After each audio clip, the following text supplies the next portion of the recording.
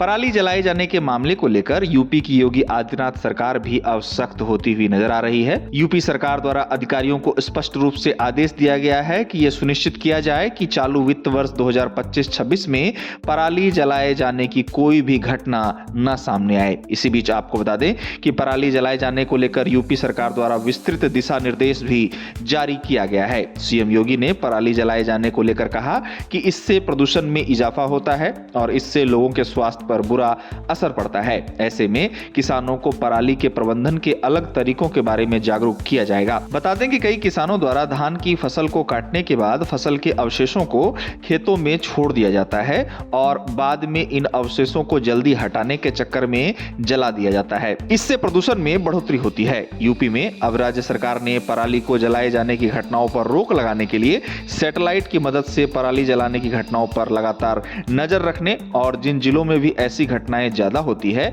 वहां खास सावधानी बरतने को कहा है। आपको बता दें कि उत्तर प्रदेश में पराली जलाए जाने की घटनाओं पर रोक लगाने के लिए जारी दिशा निर्देशों में कहा गया है कि अगर कोई किसान पराली जलाता है तो उस पर पर्यावरणीय क्षतिपूर्ति जुर्माना लगाया जाएगा, जहां 2 एकड़ से कम जमीन पर 2,500 रुपए, 2 से 5 एकड़ तक की जमीन पर 5,000 रुपए और 5 एकड़ से अधिक जमीन पर 15,000 रुपए का जुर्माना उत्तर प्रदेश सरकार द्वारा तय किया गया है। आपको बता दें कि इस अभियान को सफल बनाने के लिए प्रत्येक 50 से 100 किसानों पर एक नोडल अधिकारी तैनात किया जाएगा। इस अभियान के तहत जिला अधिकारियों को उन जगहों को चिन्हित करने को कहा गया है जहां पराली जलाए जाने की घटनाएं ज्यादा सामने आती हैं। गौरतलब है कि पंजाब जैसे राज्यों में पराली जलाए जाने के मामले के कारण ही कहा जाता है कि इससे सर्दियों के मौसम में राजधानी दिल्ली के प्रदूषण में इजाफा हो जाता है। गौरतलब है कि पराली जलाए जाने से पर्यावरण को नुकसान पहुंचता है और प्रदूषण का स्तर भी बढ़ जाता है, जिससे बीमारियों का खतरा